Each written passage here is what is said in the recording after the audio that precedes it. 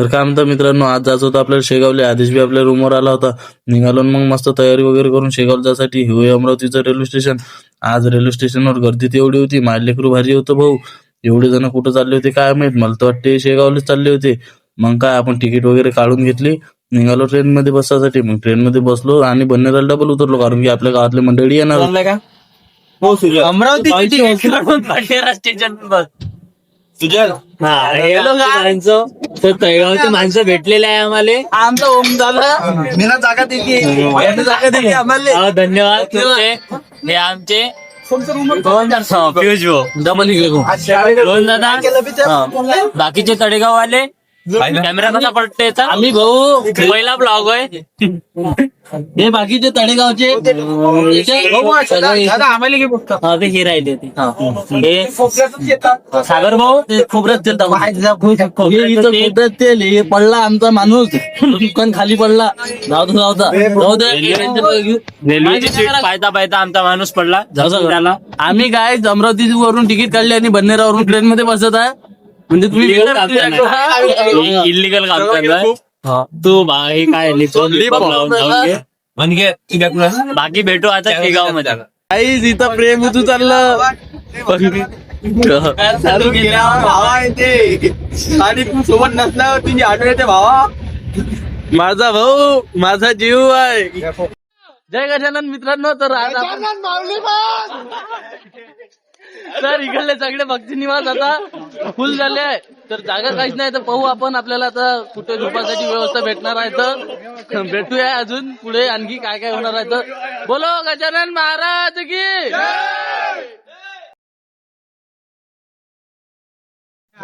तर मित्रांनो, आपल्याला कोणतीच रूम असे भक्ती निवास भेटलेले नाही आहे. आपण इथे खाली आलो झोपासाठी. इकडे व्यवस्था आहे पण काहीच नाही आहे. पूर्ण भक्ती निवास बुक झाले आहे.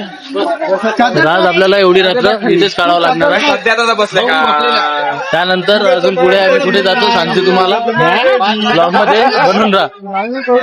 इथं झोपल्यावर अशी मस्त फिलिंग येत आहे की काही विचारूच नका. खरंच म्हणजे भक्त निवास नसून पण खूप मजा येत आहे. पाहू शकता तुम्ही, आम्ही सगळेजण खाली झोपलेलो आहे. इकडे सगळेजण खाली झोपले आहे. हा अनिकेत मला म्हणते बाहेर चाल म्हणते एवढ्या रात्री. तुम्ही विचार करा, आता आपल्याला झोपायची वेळ आहे की बाहेर जायची वेळ आहे, तुम्ही सांगा. आता अजून आम्ही बाहेर कुठे जातो ब्लॉक शेवटपर्यंत. यांना टी शर्ट मागून त्या कलरची घातली. टी शर्ट एवढा खतरनाक कलर आहे याचा. सॉरी भाऊ, अप्पर होय म्हणते ते. मला काही माहित नाही, अप्पर डुप्पर काही समजत नाही आपल्याला. मी जातो याच्यासोबत. भेटूया पुढे अजून, तुम्हाला दाखवतो कुठं. तर मित्रांनो, आपण भूपेशला दवाखान्यात घेऊन चाललो. धावता धावता पडला आपला भाऊ. रेल्वेच्या मागे धावत होता, रेल्वे सोबत कॉम्पिटिशन करत होता. म्हणजे रेल्वे समोर जाते का भाऊ समोर जाते, शेवट पडला तो. त्याला आपण दवाखान्यात घेऊन जातो. तर मित्रांनो, आता आपण आलो शेगावच्या रेल्वे स्टेशनवर प्रतीक दादाला घ्यायसाठी. प्रतीक दादा येणार आहे पुण्यावरून. त्याची अर्धा एक घंटा ट्रेन लेट आहे. पण पाहू आता आपण वेट करू त्याचा. हे शेगावचं रेल्वे स्टेशन आहे, पाहू शकता तुम्ही. चला मग आपण चाललो रेल्वे स्टेशनवर.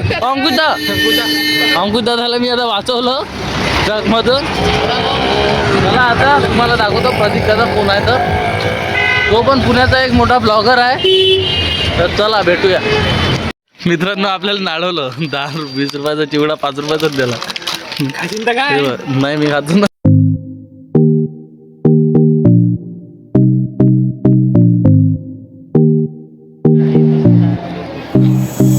गाईस फायनली प्रतीक दादा आलाय.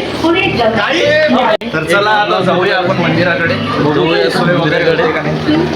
तर काही नाही आहे, आम्ही सगळं बघून आलेलो आहे.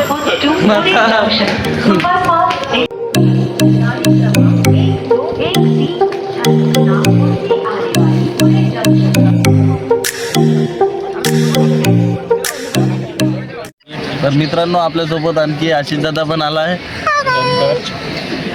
आणि इकडे पाहू शकता आपली गँग.